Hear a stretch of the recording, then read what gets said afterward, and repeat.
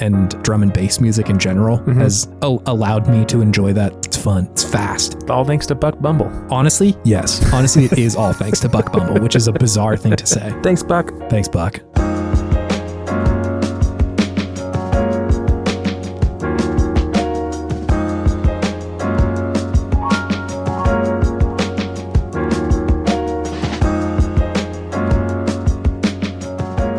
I know this episode's going to come out at your regularly scheduled time, I think. Maybe. Possibly. Maybe. Possibly. But me, oh my, it feels like we were just here, David. Yeah, this is a quick turnaround for us in the podcasting world. I had to overnight a podcast. Are you gonna edit this one today too? God, that would be quite the marathon, wouldn't it? But maybe, yeah. I am going away to a friend's wedding this Thursday, and I'm just like chock full of shit going on this week, and had to put the nos on this podcast. So a little, maybe perhaps a little looser of a vibe. Perhaps like one fewer video games, but here we are. We're gonna hang. The vibe is loose. The goose is loose. The goose is loose. And the loose is goose. And the loose is goose. Here we are. Sunday pod. Yeah. Who would have thunk that this would happen? I know. It's interesting. The sun is up, which is like not the thing I'm used to over recording Chase's the podcast. Skin looks gorgeous. He is glowing in the sun in the sunlight. Who needs a ring light when you have this natural lighting coming through your window? When you've got these red cheeks that I do. Rosy red. Hey, I'm colorblind, so I can't see it. You just look. Oh, you wow. look gorgeous to me, baby. I wonder if that's why we've been friends so long. You haven't been able to see my bright red cheeks all this time. You haven't been able to see how disgusting I am. That was kind of the undercurrent there, wasn't it? It's the only reason we're friends. No, it's not the only reason we're friends. Yeah. The other reason is Video Game Podtimism, the Optimist video game variety show. Oh God, we're two best friends talk about the wonderful world of gaming. I'm falling apart. I don't know how to do it on a Sunday, man. The weekend pod is really confusing me. The red cheeks are slowing you down. Yeah, true. Need to discard them. Too much blood in those cheeks.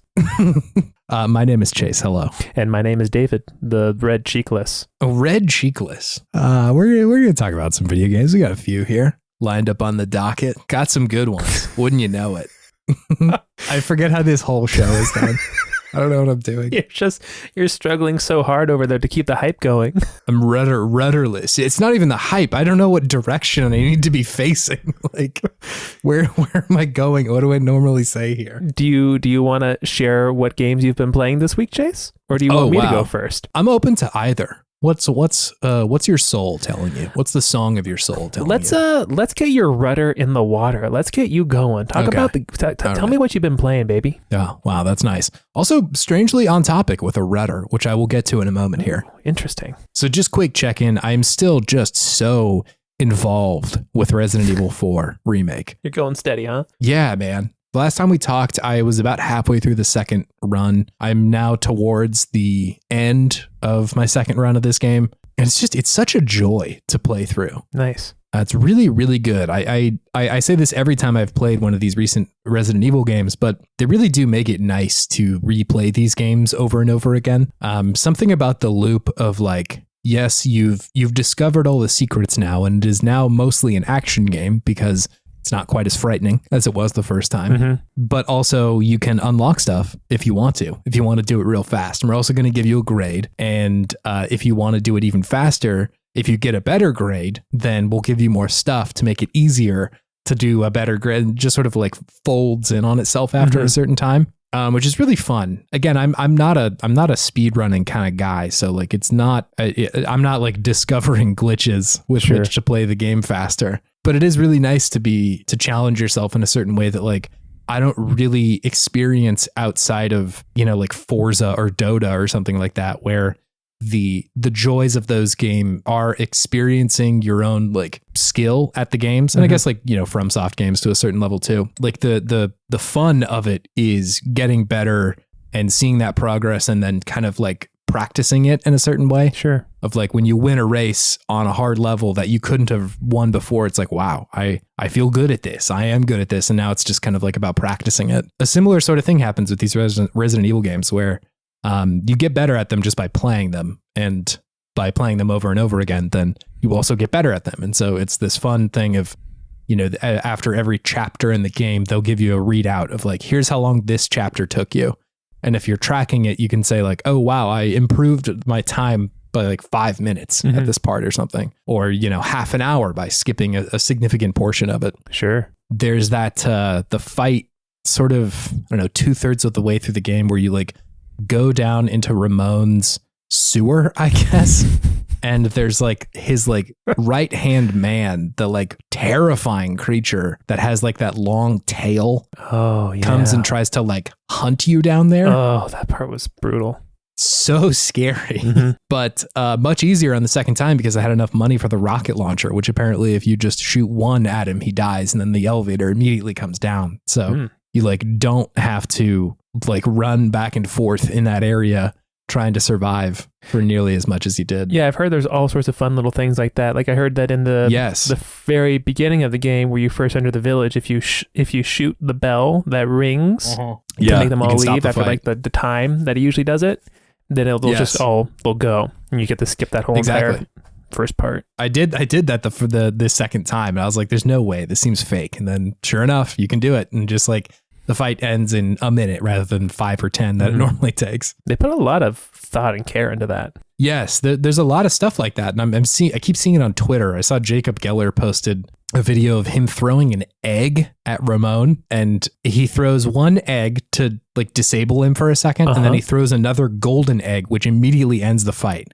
I have no idea why that works, but apparently the golden eggs do like a shitload of damage to him. Oh my God. Is he allergic to eggs or like to gold? I don't know. I think there's like some backstory with him like not like hiding the chickens in his castle or something like that.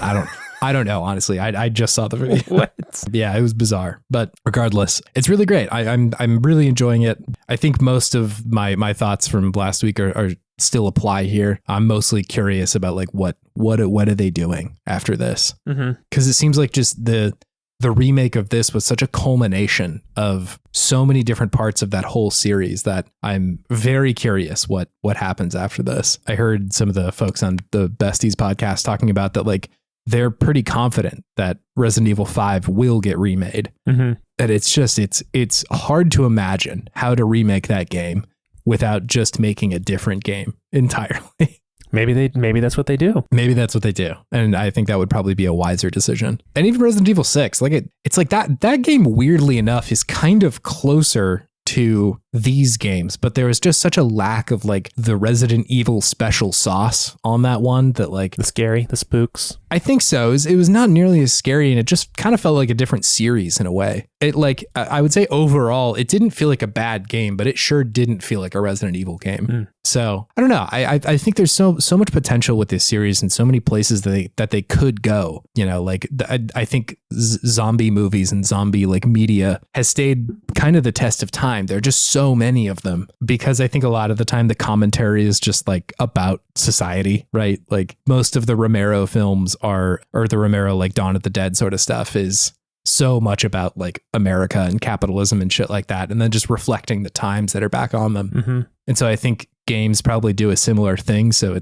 it makes sense that they're still there, and I just feel like they're poised so well to do other stuff that they haven't in the past, but or at least like they're tackling in a different way. But yeah, it's just so fucking good. I think they're doing a great job over there. What if they just say we're not going to do 5 and 6? We're just taking the story in a completely different direction now with new games.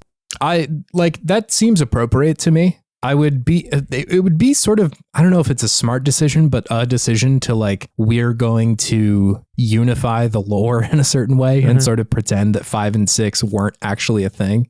Retcon them from the canon. Yes, exactly. Because like the story did get pretty bananas and shit like that in those games. So I could totally see them saying like, yeah, those ones are not there. We're doing a different game now. Especially because like Chris is such a different dude by the time that like Resident Evil Biohazard and Resident Evil Village rolls around, that like it would be hard for me to imagine squaring the circle of the guy in Resident Evil 5 and then the guy in Resident Evil 7. They could do it for sure, but if you know the content of Leon is anything to be believed, they could definitely make that work. But yeah, it's hard to imagine. I'm just very curious. I bet we will get very little news about that for quite some time. Yeah, it seems like it's a deeper process that one's going to need to redo it. They will probably have to I don't know if they're going to have to go back to any sort of drawing board, but it feels like they would have to reimagine quite a bit. Mm-hmm. I wonder if they would still use the same engine that they're using, because it still looks phenomenal. And I feel like you could so easily build off of that for something new rather than having to totally go back to the drawing board like so many games do. Yeah, I think that's their in-house engine. So I think they're sticking with that for quite some time. I hope so. Because it looks great. I think they use the same engine for Devil May Cry 5, and that game looks wildly good. Also good.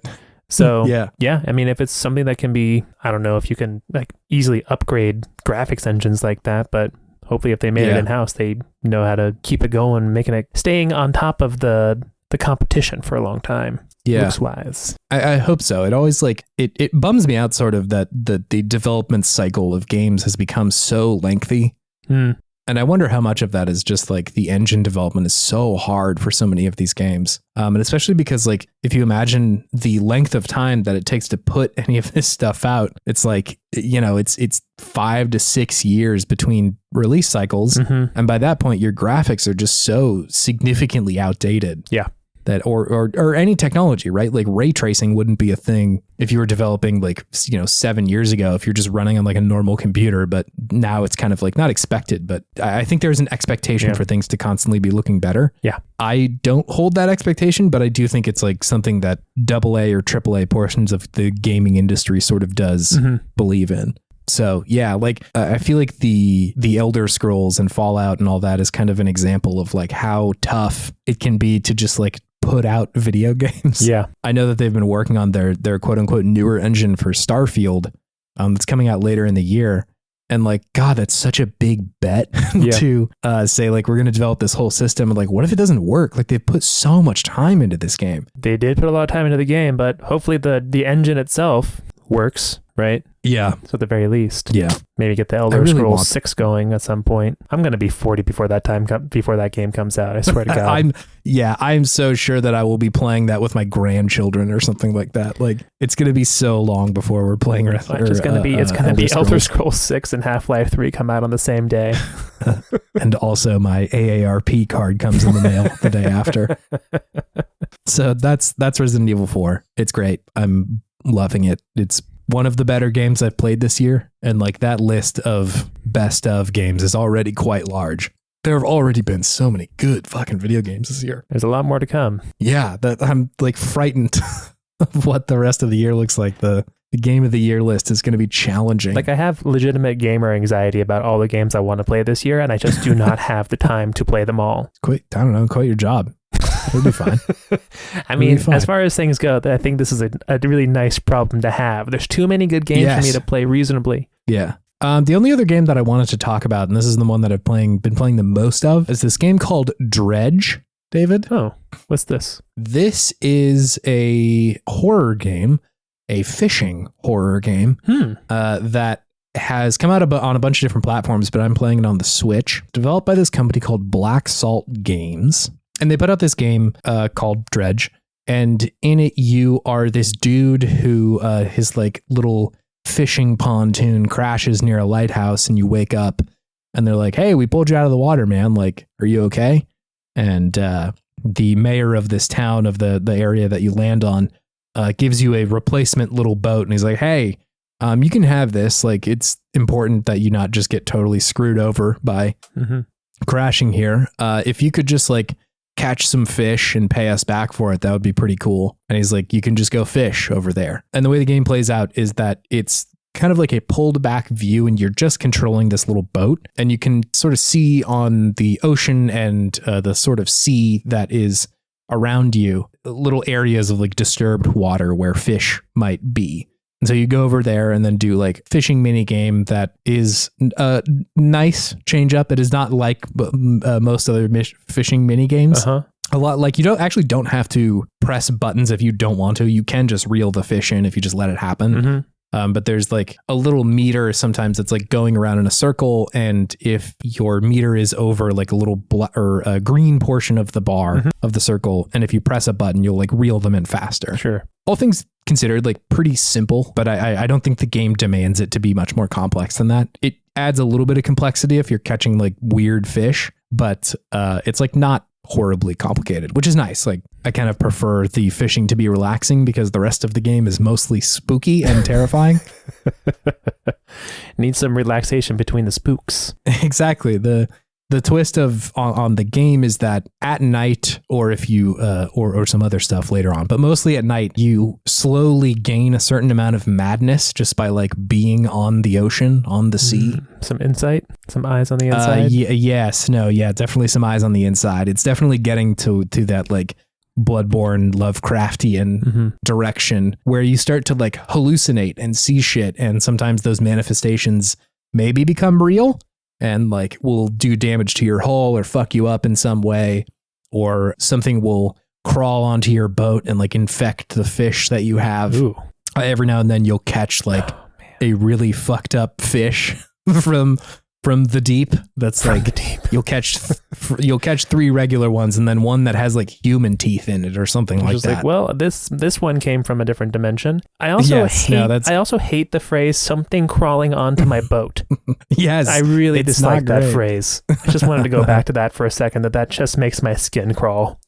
I think the game does a lot of that really well, where the verbiage and the imagery that it's using is mostly there to unsettle you, because like they're doing a lot of like this combination of salty and sweet where the actual game mechanics are not that stressful. Like the game loop of go catch some fish, come back, sell your fish, upgrade your boat so you can go faster or carry more stuff or have better fishing rods. That's all pretty like nice and comforting, but mixed with the terror of like a ghost boat showing up on the ocean, or like something way underwater suddenly having eyes that are looking up at you or something like that. Like spooky stuff going on. It's really fun. I feel like it's rare that I see games that are doing, or horror games specifically, that aren't just trying to make you scared. Like weirdly enough, I think Resident Evil is a good example of this, because it is a horror game, but at the same time, it is also like a pretty fun shooter, which is pretty different than what horror games oftentimes are asking you to do. Yeah. Or like the most disempowering horror games oftentimes don't give you that sort of like power leverage that Resident Evil 4 does. Whereas in Dredge, it's a lot of like, we have made this very nice, and in another world, if you skinned it differently, could be just a comforting fishing game. But because there's the hint of things that are fucked up all the time, it's another thing entirely. I have read some people's review of this, and from what I've heard, it can lose a little bit of steam towards the end of this game. And I think that's just kind of inherent to a lot of horror games, that the longer you go on, the more you run the risk of just the people who are playing it seeing the orchestration of all the scary stuff happening. And it becomes a little bit more predictable and a little bit more, or a little less scary. And so like, I understand that that's a thing, but I haven't hit that point yet personally. I'm still having a great time and like haven't been to all of the locations that are in this game. And I'm still finding it pretty scary. Like, I guess to explain a little bit more, the game has like a day-night cycle, and you progress time just by like doing any action. Like if you're just sitting still, time is also still. But if you move or fish or anything like that, time progresses. And so if you don't judge it correctly and you're like suddenly stuck out in the ocean at like a really late portion of the game, or a late part of day, it's scary. It's really frightening of like, how am I going to get back in time without losing my mind? Sure. Like that. Quite literally lose your mind. Yes. Yeah. And I think like it's such a fun mechanic, the sanity meter, similar to what was the game we played earlier? Eternal Darkness. Yes, but yeah, Eternal Darkness was the one with the sanity meter, and I think that's like such a good way to turn going like Lovecraftian insane into a mechanic of like, just being here is hard for your mind to comprehend, you know, like it just by existing in this place, it is kind of fucking you up in a certain way. And like seeing that happen to all these other characters in the game too is really great. Like you get to see people who have lived there for a while who either are or aren't coping with it in certain ways. Or if you ask somebody else like, hey, have you ever seen some wild shit out on the ocean? And, some people will be like, oh yeah, I heard about this one thing this one time. Or somebody will be like, yeah, but they're just hallucinations. That's all they are. Can't believe your mind.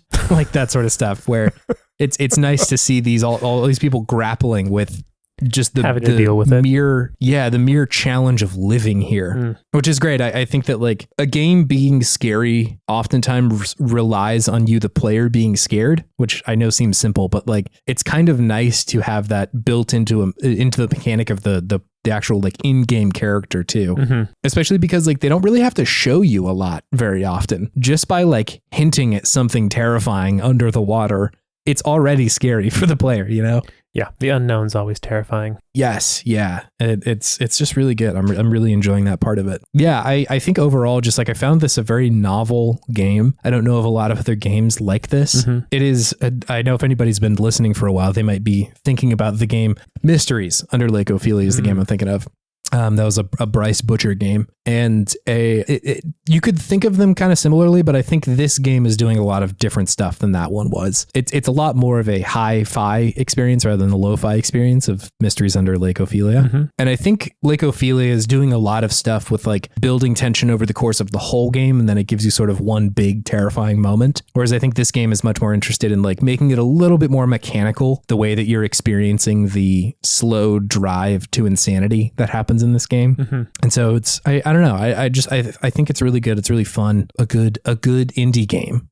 I'm enjoying. Game. Oh yeah. I'll check back in once I beat it, which I'm sure I will. Sounds pretty interesting. soon. I feel like I've put a lot of time into it, so I think I'm getting closer. I don't know this for sure, but the game keeps suggesting to me like, hey, you should audit your actions in this game. Like, think about what you're doing. Because the game gives you a lot of different side quests and a lot of different quests in general. Yeah. And I think that like there's one of them that I think is kind of the prototypical main quest, but it like just now struck me that I'm like, do I have to be doing this? All the stuff that I'm doing feels kind of weird, and I don't know if it's for a good reason or not. So like at this point, I'm kind of taking a step back and being like, let me just like check out some of these side quests, because the woman in the lighthouse seems to think that maybe I'm not doing the greatest thing here.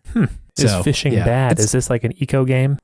I think it's more of like, are you accidentally going to raise Cthulhu? If you don't, be careful with what you're doing. One of these days, that fish with people teeth is just going to be a Cthulhu coming for you. Yeah, he's going to start talking to you in human English. Oh, God. Hate it. Yeah, it's great. Anyway, that's all I got. What games are you playing, David? I have been playing some games, some video games, as we call them. Yeah, Video James. Video James. I know him. Video James.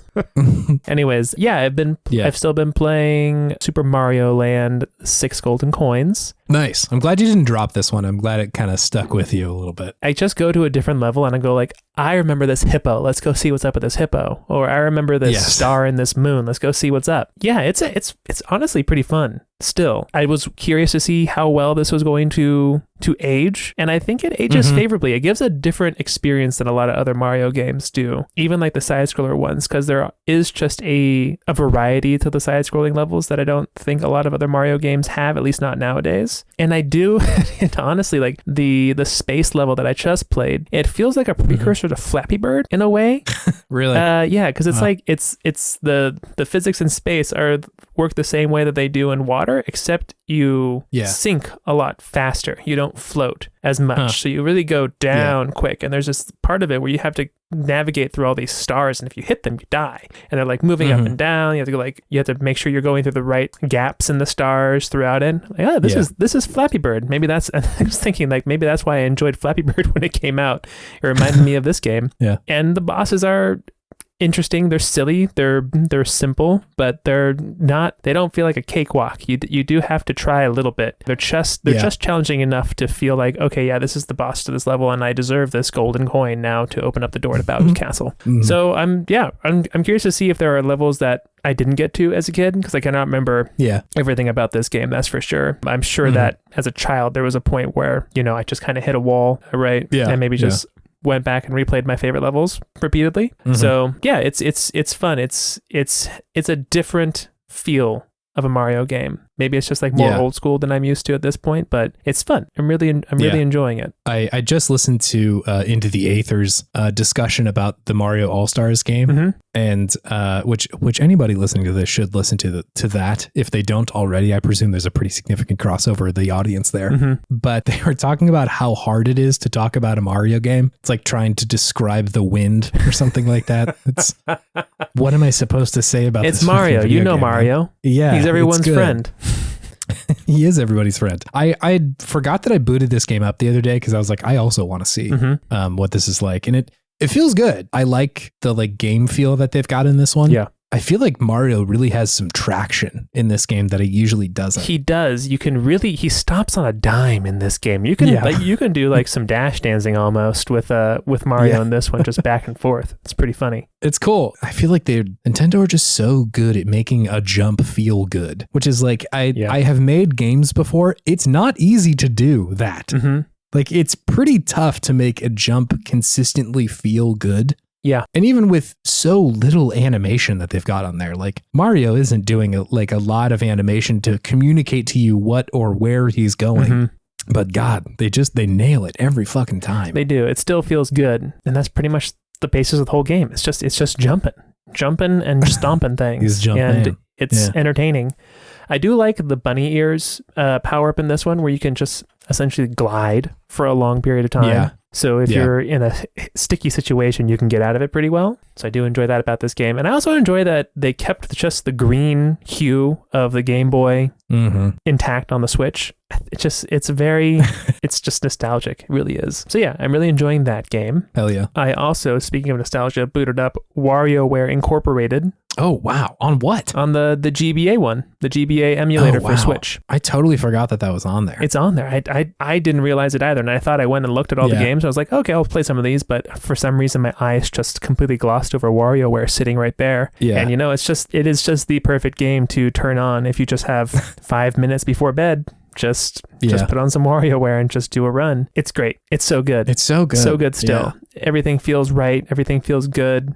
I really feel like Jimmy needs to be a bigger character in the Mario universe. I love Jimmy. Jimmy's so cool. Yeah. Oh, yeah. I hope he has a cameo in the Mario movie. Oh my God. What a pull that would be. He'd probably be like in the background or something. Wouldn't be a main focal point, but he'd be for all the real Mario heads wouldn't recognize Jimmy in the background. The WarioWare enjoyers out there.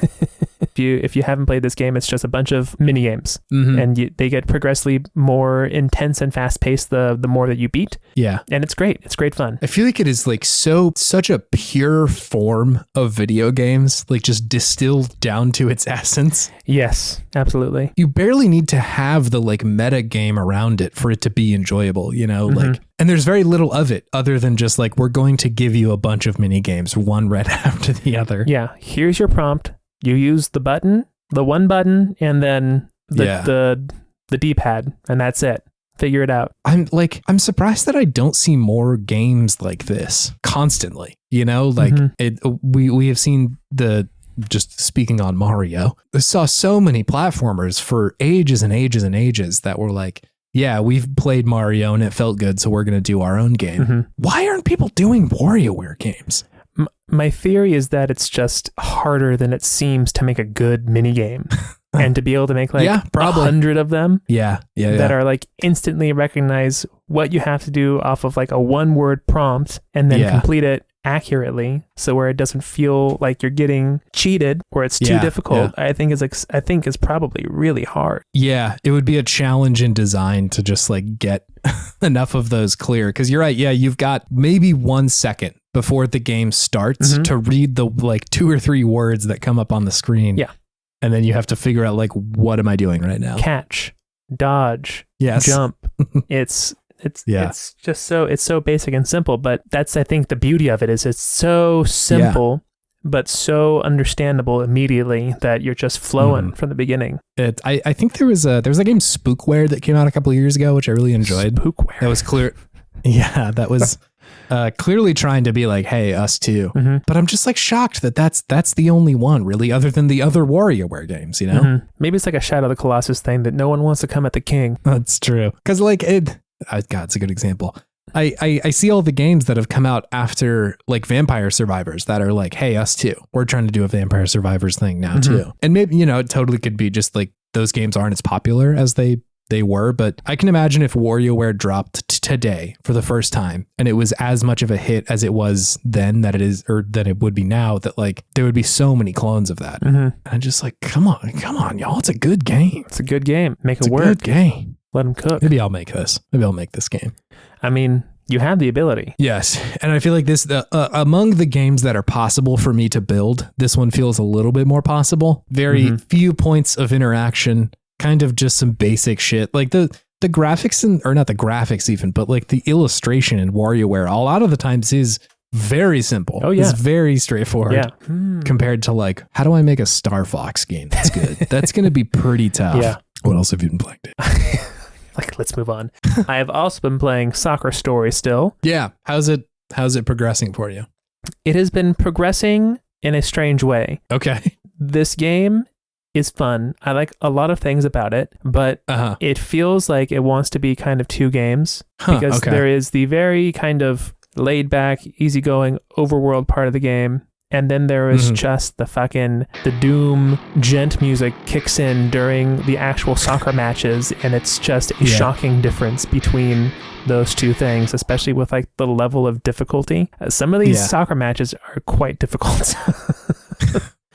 Yeah, you said you got your ass kicked by the like Toddlers FC. Toddlers FC ate my lunch, as people say nowadays. So it's interesting. And now I'm getting closer to the end game. I don't know if I'm going to have the willpower to do this all the way to the end because now the overworld aspect of the game, which has been more just like aim and shoot the ball and hit something, has had a definite difficulty spike in this area. And so now I'm having to hit multiple parts on a moving target, and I'm like trying to aim delicately with the right stick on this targeted shot, and it's moving, and it's hard to gauge where it's going to land because it's like this isometric view, which is not the best way to be able to understand the trajectory of an object in a game, especially one that has an arc to it, such as a soccer ball. Yeah.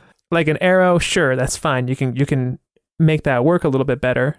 But I just feel like the controls are I'm feeling the limitations of the controls with what it's asking me to do at this point. Yeah. And it's making some of these smaller not even side quests, but just like smaller quests to progress the story really just frustrating. So we'll see if I'm motivated to get good for this game, but I'm currently playing Dark Souls as well, and this has kind of been my escape from that. So I don't know if I'm going to have the willpower to get good at Soccer Story, but I have enjoyed it quite a bit. Yeah, cool. I've definitely been meaning to check this one out since you were talking about it last. I don't know how that new information factors into it, but it gets really tough. I would like to see, I'm pretty far into the game. I'm probably I think I'm in like the last area because you have to beat 3 cups and I've beaten 2 to get to the end of to get to the last cup of the game. Yeah. So you are getting there. Yeah. I am getting there. It's just, I'm at this little mission where you have to hit all these targets off of this target dummy and he's rotating and then you have a time limit of a minute. And so if you have like 10 seconds left and the heart that you have to hit is just rotating on the wrong side, you then lose like 7 or 8 seconds. And it takes a couple seconds for the ball to go through the air to hit it. So unless you do this like perfectly right off the bat, you're kind of toast. Screwed. It's really hard. It's really hard, this little mission. I don't know if they intended it to be this difficult, but it's really difficult for me at least. Totally. Yeah. And not to mention that there's little guys who are running around in the area where you're kicking from, who if they hit you will stun you and then you won't be able to shoot. Oh my God. So yeah, there's like so hard. I think there's like 6 targets that you have to hit off of this thing that you're hitting at, and then it exposes the heart, and then you have to hit that all while it's rotating around on itself and then moving back and forth at the same time. Jesus. Yeah, it's tough.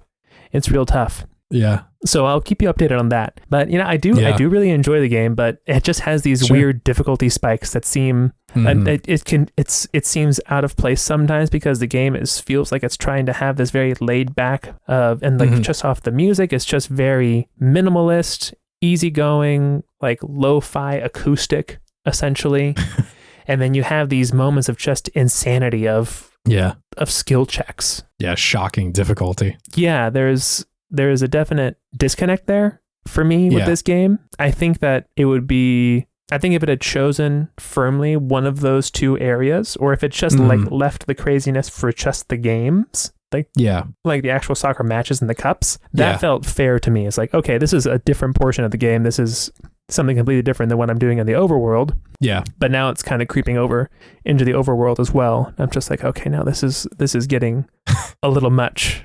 Much for something that I'm trying to use to more unwind as opposed to, like I said, have skill checks. It's another good argument for accessibility in games. Like if it sounds like you want to progress and you want to see the rest of this game, but there are like certain skill checks that feel like onerous at a certain point. Yeah, I'm curious. There is a difficulty slider, but I don't know if that pertains if it's just to the soccer matches or if it's to the things in the overworld too. So I'm going to mess around with that and see if that changes anything.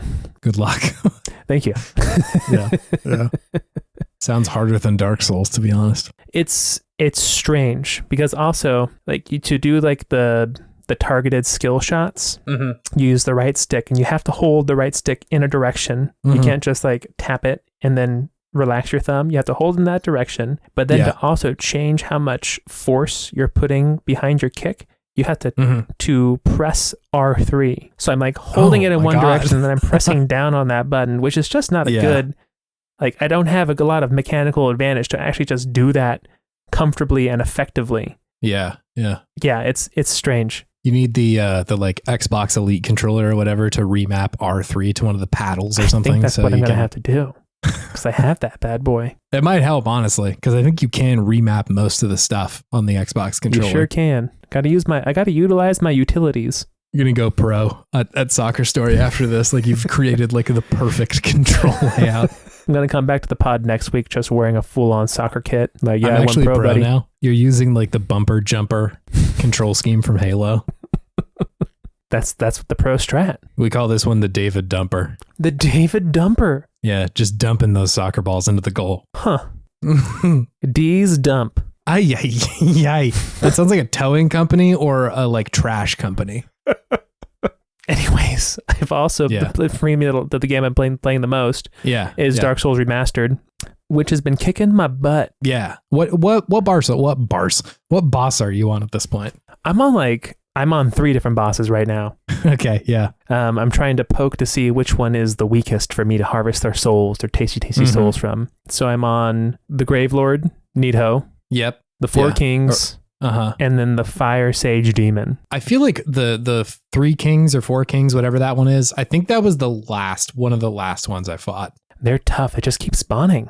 Yeah. And I just don't feel like I'm doing enough damage with my weapon. So I went back and I started grinding, baby. I was a grinder all day. Got to get your grind on, Got to get my grind on. And I made Ornstein's spear, his little lightning spear. So I'm like, okay. Oh, yeah. But it does less damage than my other spear that I was already using. And I'm very confused by this. It may be doing like magic damage against people who have like magic resistances or some shit. I think it's that the one that I'd been using doesn't scale with anything. It's just its stats are its stats. Whereas Ornstein's spear will scale with strength, dexterity, and faith. Yeah. So I think it just has like a higher ceiling, I guess you could say.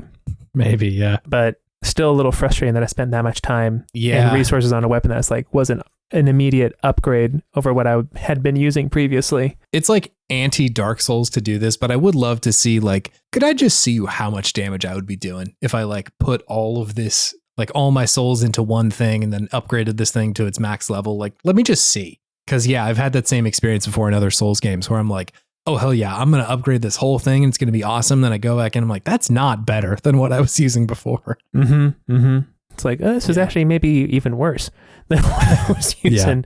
But I will say that his spear has quite the reach. Much better reach than the one I'd been using. So I'm poking dudes from way far away. It's great. That's cool. But it's still a very fun game. Yeah. Just the base gameplay loop is very enjoyable. And I think, Chase, that this will bring me to my Podtimistic thing of the week. Ooh, yeah. Which is grinding. Grinding. Have you done grinding before? I don't remember if you have. Have I done grinding? Yeah, as a Podtimistic thing. I feel like one of us did. It may have been me. I think it was you. But yeah. I'm on the grind wagon today. Yeah, tell me about your Rise and Grind set. Rise and Grind set. I think that grinding is a good place to practice Podtimism. Yeah. Because it can be one of the most tedious and boring things you can do in a game. Yeah. Or totally. if you get into a nice little flow state and just put on a podcast to listen to while you're doing it, can also be quite an enjoyable experience as well. Yes. Because once you get like your little route down and just how to kill each enemy the most efficient and effective way possible, you're just flowing, baby. And before you know, you've got like 80,000 souls after like 10 or 15 minutes. So you can really get into a good headspace when you are soul grinding, or just grinding in any sort of game. You know, just going out into the woods and farming some, I don't know, rabbits or whatever you do. And wow, wasn't that it? Yeah, fighting boars or whatever. Boars. So yeah, I do appreciate a good grind every now and then. I just don't want a whole game of grinding, right? But a good grind sesh is always a fun time. I'm with you. I definitely like grinding in the Souls games. I think Pokemon has a great grind sometimes. If you need to like just get a little bit stronger before a gym, I'm like weirdly kind of a big fan of that. Cue the montage. There's definitely, I have no problem with like, let me just go like play this game for a little while, go enjoy the loop, especially if that loop is enjoyable like it is in the Souls games. Like grinding doesn't always feel terrible because you're still kind of like engaging with the game rather than just like slamming A over and over and over again. Yeah. Yeah, it's not like you're just trying to get through text boxes sometimes like it is with a Final Fantasy game when you're grinding, right? Yes. It's just like, okay, I know what to do, just do it. Or a Pokemon game, right? Yeah. I know it's super effective. Yes, let's go. Whenever I've been playing games on the Steam Deck and RPGs specifically, I always, if I can, tie a like fast forward button to one of the paddles on the Steam Deck. Sure. Because like after I played the Final Fantasy VII just re-release that they put out on Switch, it had a fast forward button on it, and like I became infected by that ability to do that in a turn-based game like that, because so often the decisions you are making are not complicated. It's the same fight that you've done over and over and over again, and like it's so nice to just be able to kind of breeze through that stuff to the point where like it's hard for me to play games that are slow like that anymore. Like just a base level slow Pokemon is kind of tough. I'm like, can I get just like a 2 or 3 times speed up real quick? Yeah. Just I remember playing, what was it, Fire Red emulator on my laptop in college, and just having spacebar be the overclock fast forward button, and that was so good, so nice. Yeah, it's huge. I think every one of those Pokemon ROM hacks that I played recently had the ability to speed up, or at least I was using it through RetroArch, and man, it's so nice. It's great. It's so helpful. It's great. Yeah. Talked about it last week. A good speed upgrade doesn't have to be just from the game. Could be from the hardware as well. Yeah, for me. Yeah, for me upgrading it. Sweet, nice. Anyways, Chase, do you have something fueling your sense of Podtimism this week? It's a video game Easter egg or a secret. Ooh, there's a lot of like weird secrets in Resident Evil 4.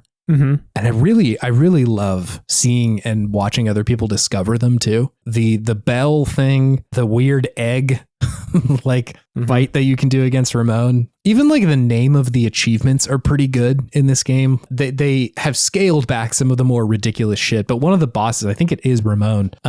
When you beat him, a achievement pops up that says "No thanks, bro," which is what Leon said in the base game to Ramon at some point, that like you probably couldn't keep that in there in this game without him feeling just like a full-blown cartoon character, but it's hilarious to put it in there as an achievement. Or they kept the situation where if you shot at the lake with a gun over and over again, the lake monster just comes over and eats you. Like without, you can't fight him. He just chomps on you. Great. It's really good stuff. And like, I love it when it is intentional like that, where the game has like expected you to do that or expected you to try something bizarre and they've left something for you there. Reminds me of the like just how fun it can be in like Breath of the Wild to just like look under every rock, and every time there's something there that's like, hey, you got a Korok seed. Or like, I was about to say usually a Korok seed. Usually a Korok seed, but like that feels good because you know you can upgrade your inventory. That's great stuff. So it's nice for the game to be like, yeah, I see you. That's cool. It's great. I always love that stuff. Agreed. So good. Hey, David. Yes. Do you want to move on to our main thing? Let's do it. Cool. All right. See you soon. Bye.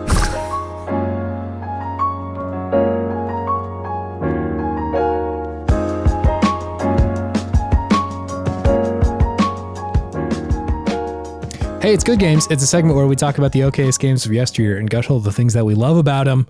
We got another video game, everybody. That we love about them. We got a game, and this one was referred to us by TK. Thank you, TK. He had suggested that we play this game called Kinetica. Were you familiar with this one before, David? I had heard of it. I had never played it when I was younger. I think I got this and like Extreme G3 Racing and Amplitude sort of confused. All of those games. Fair enough. Pretty similar vibes. Fair enough. Yeah, but yeah, I don't think I had played this one either. It was a surprise to me. Yeah, I didn't know really anyone who played this game growing up, so I was excited to go and see what was up with Kinetica, because I definitely played a lot of Extreme G3 as a kid.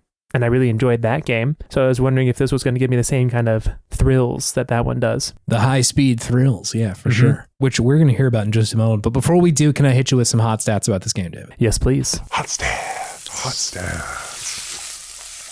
So Kinetica came out October 16th of 2001. So like within the launch year of the PlayStation 2 launching. It wasn't the like very first year, but pretty shortly after that. And shocking, the developer of this game. I didn't know that they made this, but it's Sony Santa Monica, who is, if you look at their like the games that they've made, it's this and then God of War, and that's it. Like there are no other like, let's try this, let's go over here in this direction. It is only this and God of War, like all of the God of Wars, not just one of them. Which is bananas. Like I can't imagine a more different kind of game to go on to develop, but like, wow, they only needed one before they really got a hit. I mean, they got the sexiness down. Yeah, true. Man, this game is pretty horny, which like should probably put that at the front. Like if you've seen any sort of imagery from it, it's like pretty much everybody's in like a bathing suit or underwear at the very least. Yeah, or at least the women are. The guys are wearing full blown like clothes, but they're skin tight clothes. They're usually shown some abs, which I at least appreciate that they're given a little bit. But yeah, it's like horny in the way that like the early 2000s games were like that, where like it is not necessarily the Hades kind of horny, where it's like this is fun and a part of the characters. It's just like, no, like this is the design that we went with, and it's for oogling. I think there's a difference between like actually horny and then how horny is done on the internet nowadays, where it's just like, oh, everyone's just like very good looking. Yes. Yeah. No, the characters are not like, yes, it's not a responsible understanding of sexuality. It's just like, here is a booba. Yes. Here is a booba. Here is a boota. It's kind of a lot, but we'll get there. We'll get there. Yeah. I do want to mention before that I do have a review of Kinetica by PSX Extreme. They reviewed Kinetica back in 2001, and I've run it through Google Translate a number of times. This one was originally in English, so I assume some of the jeux video spice that we get may not be on this one, but I feel like I've mangled it properly here. I've taken the review, run it through Google Translate one language into the other, but eventually arriving back in English to give an artist's interpretation of what they thought about this game. So I'll read that for you now. After all, Kinetics is a great game for many people after spending a lot of time playing gaming. Prices are low, but this stunning sci-fi graphics are worthy of a good time. This action is fast-paced, and the game can be a lot of fun if you time it right. A song inspired by intense techno pulse. If you're looking for futuristic arcade games, look no further than Kinetics. Sony's tagline, change content, now makes no sense. And they gave that one a 7.9 out of 10. Just a shot at Sony at the end. Yeah, fuck you guys. I don't like your weird change content tagline, right? Which everybody's familiar with. Yeah. So yeah, they seem to like it, but not a perfect score by any measure. Mm-hmm. Could you tell me what Kinetica is, David? Kinetica is back in the day, this was the big genre apparently, which was sexy motorcycle futuristic combat racing. Yeah. And that's pretty much what this game is. You're racing around futuristic tracks as motorcycle people, essentially, or like people with motorcycle parts on their bodies. Yeah, on their arms and legs. They're on their arms and legs. They have wheels, so they just make themselves into the frame of the motorcycle. So they are obviously exceptionally fit people, because the core strength you need to do that is outrageous. Let alone the fact that they are going at terminal velocity, I think it says on the website, like 350 miles an hour, like going upside down and attaching to walls and stuff. So the fact that these people are not tearing apart while they're doing this is fascinating, truly. Yeah. But yeah, that's all it is. It is a racing game, motorcycle futuristic combat racing game. Yeah, no, you got it. What did you think about this one? I liked the concept of the game. I thought that the people being the actual vehicles was fun. Pretty incredible, yeah. I don't know how much it adds to the game beyond just a vibe and an aesthetic. Yes. But I mean, so it does get you interested when you see this on the box cover of like, oh, what the heck is going on here? Are they going to do something different with this? How is this going to affect things? So it does make, like, in my mind, I really compared this to Extreme G3, because they came out around roughly around the same time and are roughly a very similar type of game. Whereas Extreme G3, I can't say that right now. Extreme G3 is very much, you are going straight as fast as possible and you're like banking to turn. This is, you're doing more slides, you're doing more drifting. It's more of a mixture of like that and Mario Kart. Maybe not as precise with the cornering as Mario Kart does, but you can you can boost out of a turn, right? They have like the little crystals that you pick up to get different items to attack your opponents with, or give yourself a good boost or whatnot. So I did enjoy that it kind of found this interesting middle ground between like a very fast type of racer, and then you can really kind of feel the change when you're doing a sharp turn, because since you are a human, you can really change where you are putting your wheels at any given time without busting in half, amazingly. Yeah, no, I'm with you. I agree that like the concept of it is pretty fun. I feel like you saw a lot of that in like sort of the early 2000s of just like, we're going to make a weird sport. It's going to be a weird one. And I think a lot of it was like, futuristic sports are going to look so different than these normal sports that we've got now. Like the concept being, like you said, like, we're going to put wheels on your arms and legs and you're the motorcycle now, dude. That's bananas. It's an unhinged thing to make. Yeah. Who needs an engine when we have the human body? Do you remember that movie Rollerball from 2002? I remember the name, but I did not see that movie, I don't think. There's like a similar kind of vibe of like just a weird sport from the future. God, the cast of it is really bizarre. Fucking Jean Reno is in it. Also, Jean Reno was in a lot of video games back in the day. Oh, this was a movie, not even a video game. Oh, fuck, it was a movie. Yeah, no, he's in a movie. And LL Cool J, which is a bizarre pairing there. It is bizarre. But like there was this, do you remember in Triple X with Vin Diesel, the weird sport that they played in that movie? Yeah, Vin. They play a weird sport? I think so. I feel like it may just be roller derby, but like I feel like there was a weird sport that went on in I remember in when they went to the Rammstein concert. And surely it wasn't just that. I feel like there was a sport that they played. I mean, I believe you. Like I just don't remember. I typed that in and Google gives me a big exclamation point to remind me my safe search is off. Be careful. Be careful. Anyway, point being, I feel like it was just kind of in the water at the time that like, we're going to make a weird, cool new future sport. And this was one of those games. I I feel like it is a lot less Mario Kart and a lot more like F-Zero or something like that. Yeah. Where like the speed in it is just sort of blistering. You are flying through these levels. Yes. And you are going, and sometimes it does not make sense where you are going to end up looking at the track.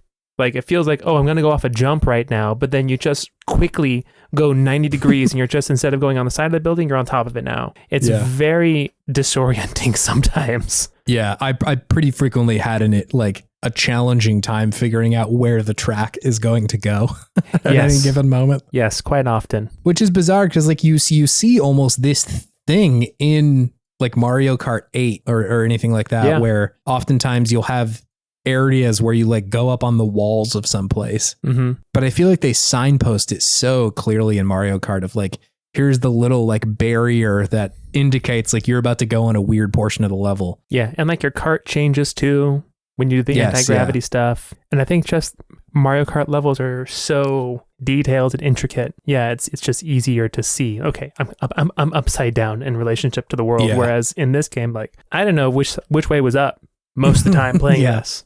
And it feels like that's intentional. Like I think they want you to feel like it's kind of a roller coaster. Absolutely. And like a spectacle to a certain sense. I asked TK if he had like anything to include about it. But he said, I remember this game being an interesting visual showcase for the time. I'm sure nowadays it's a blurry mess because of early PS2 developers loving to put full screen blur over everything, which I'm in agreement that it's definitely a visual showcase. Like they are intending for you to not necessarily feel like the best racer in the world, but kind of to take you on a roller coaster ride. Yeah. I almost said take you on a ride, which would have required me to play the Marvel vs. Capcom. But it definitely, I think, is trying to evoke feeling out of you, like not panic, but excitement. Whereas I feel like Mario Kart a lot of the time is like there is spectacle to it, but I think it's a lot more of a game that is trying to like get you to master the levels. And like it definitely pulls punches on you every now and then, especially with the items. But like I think this game is much more like, we're just going to put you on this fucking roller coaster. Press X, go. Mm-hmm. Yeah, that's pretty much it. Like, it doesn't really tell you how to play at all. It just relies on your gamer instincts of just X's go, figure it out. There's a lot of mechanics in here. There's a lot that it does not tell you besides just the loading screen hints. Yes, which go by on the PlayStation 5 so fast that I'm like, wait, I need to know that.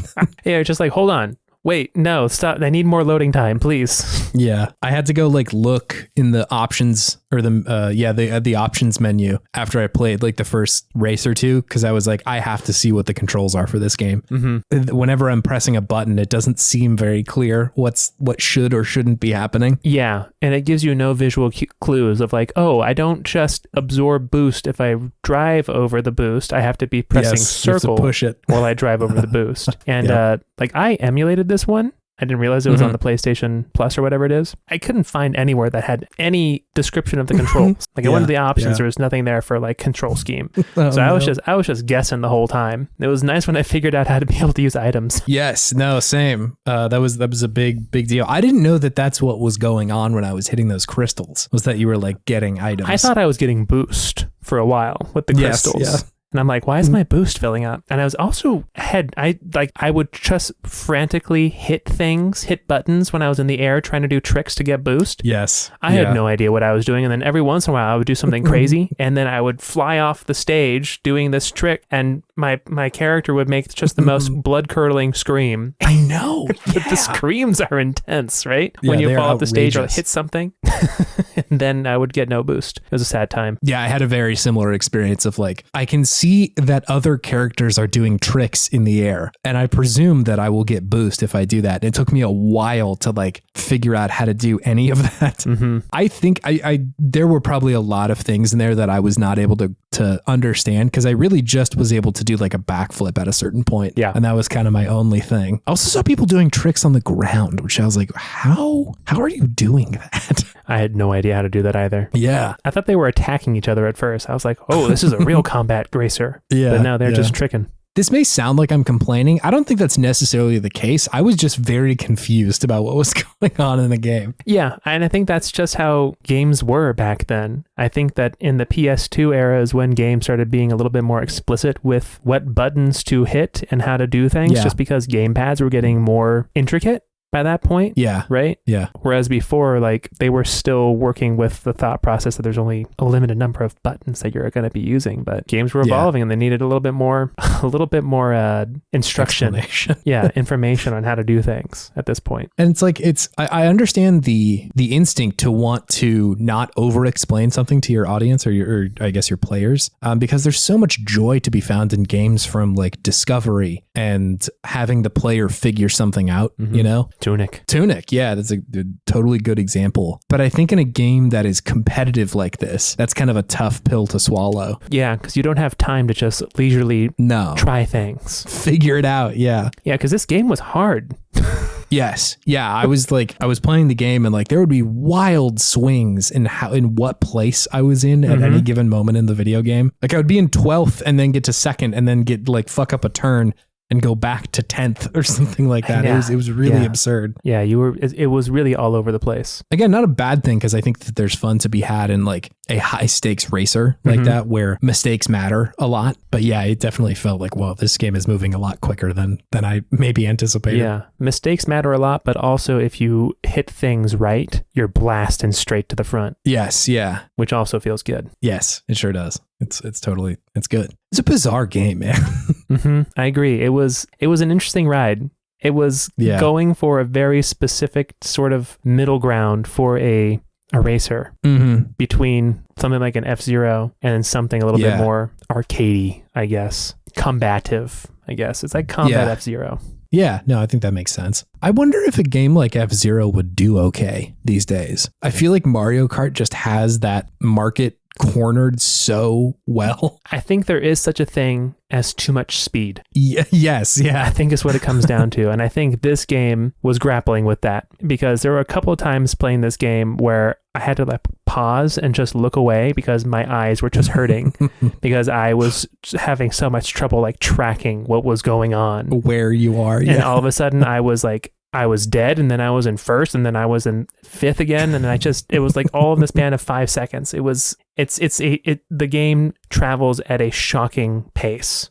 Pace. I wonder if it just comes down to like making you feel like you are moving quickly, but not actually like you have enough time to respond to shit. Yeah. Versus actually moving you quickly. And it is quite challenging to like react to the video game. Yeah. And that's why I think this is interesting compared to Extreme G3, because that game feels like it feels like the character is moving very fast, but the game itself doesn't feel like it's moving that fast or jerking you around as much. Because I think it's just because the turns are wider and more subtle, whereas this is more ping-ponging you around quickly in these sharp angles, sharp sudden angles. I will say that like the differences in how characters control is like pretty drastic. Sure. So like I also was experiencing that. I was playing with like one of the characters that had pretty low mass and also pretty low grip, but they were wildly fast. And so like I was just like you were saying, ping-ponging around the level. And then immediately just went and found like the heaviest character I could. And that was like Vigor. A little bit easier. The big guy? It wasn't the guy who's like upright or anything like that, but it was one of the heavier ones that I had unlocked. Gotcha. Which it did make it a little bit easier, but their acceleration and top speed was like quite a bit lower, and so I had to be a lot more careful about like making mistakes or anything like that. It was interesting. It's a bizarre video game. I think I enjoyed it. It's wild. I enjoyed it as well. It's a thrill ride. Yeah, totally. Also, love the soundtrack in this game. Yeah, it had some pretty funky techno beats going on. Oh man, yeah, techno pulse, love it. This like era of weird PS2 music just speaks to me on such a spiritual level. Yeah. It's so good. I feel like especially like racing game music in this era. Yes.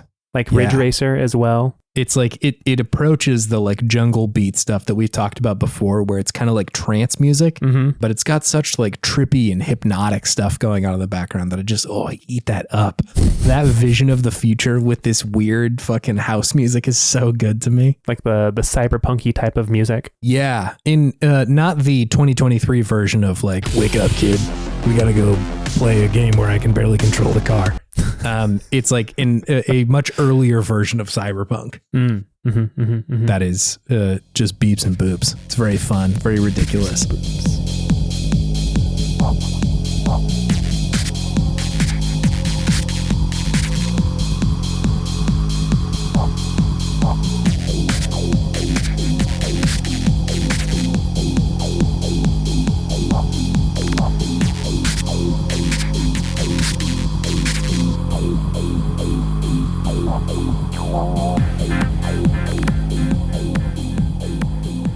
I bet it looks really weird in hindsight. Like I bet looking at like if you were born much later after this like trend of games and music came out, I bet it is really weird to look at like this retro futuristic version of the maybe future that is rooted in like 2000s culture. That's so bizarre. Yeah, there was a time around, like early 2000s where everybody was trying to make their music sound like a computer. You know, they were trying to emulate this is the future. The dial-up sound. Yes, this is the future. We need future music. Beeps and boops and scratches. I tend to like this music, but I can see it being like just so weird to listen to for anybody else. If you have nostalgia for this type of music. Yeah, it's weird. I didn't really enjoy it at the time. Like it's really only in like hindsight that I've found an appreciation for it. And I think it's just like getting into jungle and drum and bass music in general has allowed me to enjoy that kind of genre. It's fun. It's fast. All thanks to Buck Bumble. It's honestly, yes. Honestly, it is all thanks to Buck Bumble, which is a bizarre thing to say. Thanks, Buck. Thanks, Buck. Hey, do you have anything else to say about this game, David? I do not, no. Cool. Thanks, TK. Thanks for suggesting this. Yeah, thank you. It was a fun little jaunt. A little jaunt around the track, the future track at 350 miles an hour. Terminal velocity. Terminal velocity, tearing my body apart slowly.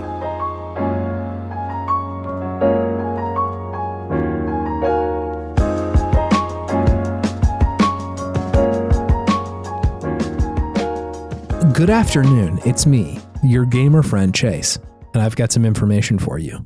If you want to talk to us on the internet or any such thing, you can go to podtimism.com. That has links to our stuff, our socials, and our email, and all kinds of fun goodies. You can suggest a game there or check if we have already covered a game there. You can also check out our podcast art grid, which now works on Firefox. Got a bug report that I squashed. I'm out here working on the weekends, man. Look at this guy. This guy codes. If you want to help out the show, there's a couple things you can do. The most straightforward, I should say, is probably reviewing the podcast on some sort of podcatcher of choice, like Appy Podcasts or Spotify. Spotify just lets you like give it a number review, which is a lot easier than Apple Podcasts, which is like, hello, can I have the last 4 digits of your credit card and what you plan to name your first dog and what you dreamt about last night?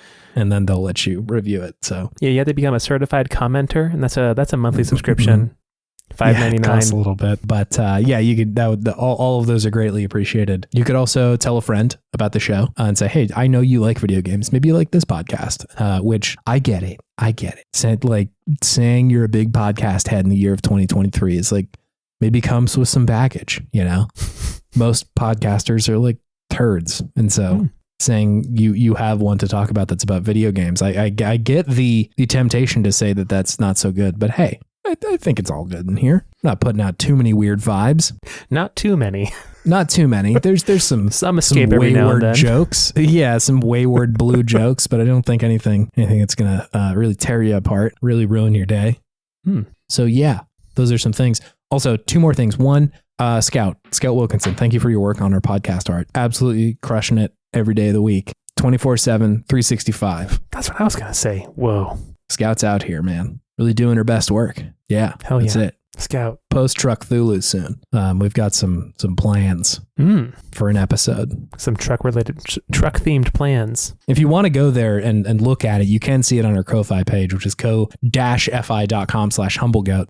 She mentioned thanks to Chase for cursing me. And then in parentheses says affectionate. So thank you, Scout. Thank you for letting everybody see it. It's great. It's great work. Also, the final thing, thank you for listening. We appreciate you being here on this, what is for us a Sunday afternoon, or whatever day that you're listening to it. Yeah, you don't have to listen to any podcast, but we are flattered and grateful that you've chosen to listen to this one today. It's great. Thank you so much. Mm-hmm. David, I'm pretty hungry right now. It's getting closer to dinner time. Yes. And I'm hoping you can make a recommendation for what sort of like middle class chain restaurant I need to go to today. Chase, I think you already told me what you wanted in the episode. Oh my God. I don't know if you even realized it, but you said something. This harkens back to your youth. I've been leaving a trail of clues. You were describing a game, and I think you said, I'm loving it. I did say that. I know this McDonald's is kind of expensive nowadays. Unfortunately, it really fucking is, especially in Seattle. God, dude, the taxes that they've got on this fucking food, man, it's crazy. So your body might have already been leaving you subtle hints of what to get, which might be McD's. Yeah, I'm with you. God, I'm just kind of always in the mood for McDonald's. I know. This has been something that has been true of you your whole life, at least your whole life that I have known you. It's good, man. The food is so good. There is something about it. They just have the right amount of salt and umami. A lot is the answer. A lot of salt. Exactly.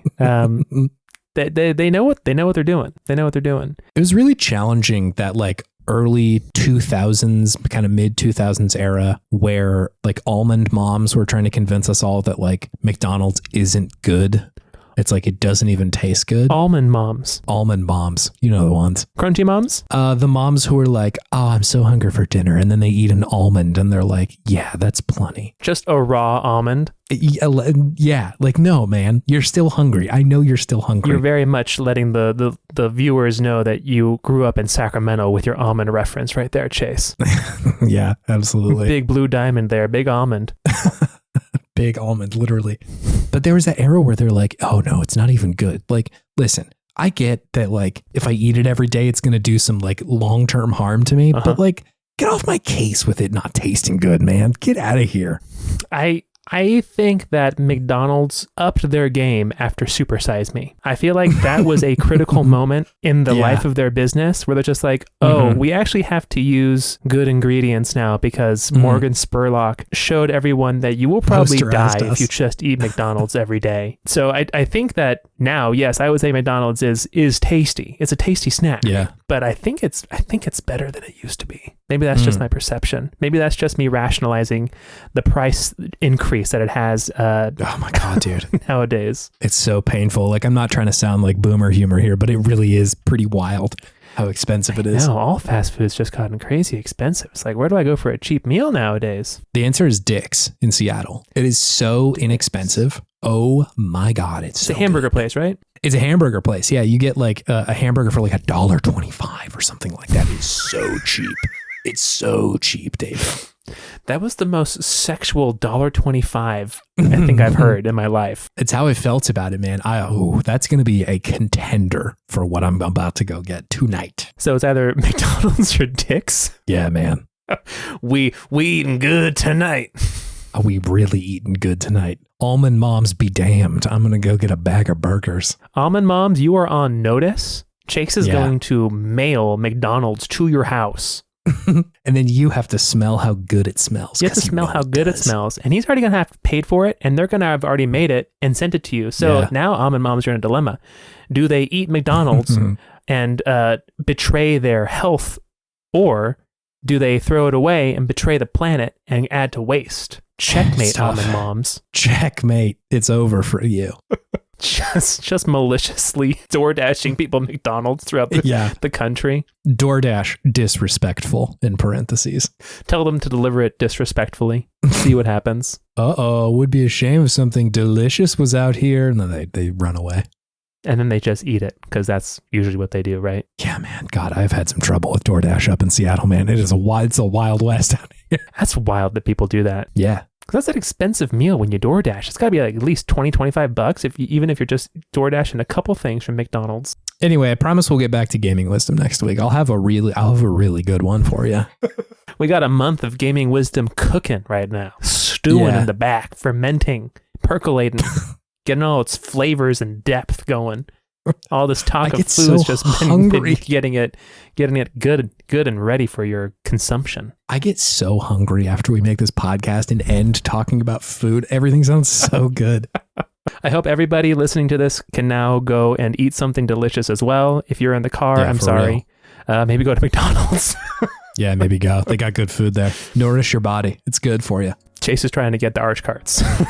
Yeah, for real, man. Trying to get those arch cards for real. All right, I'll see you next week. Bye. All right, see ya.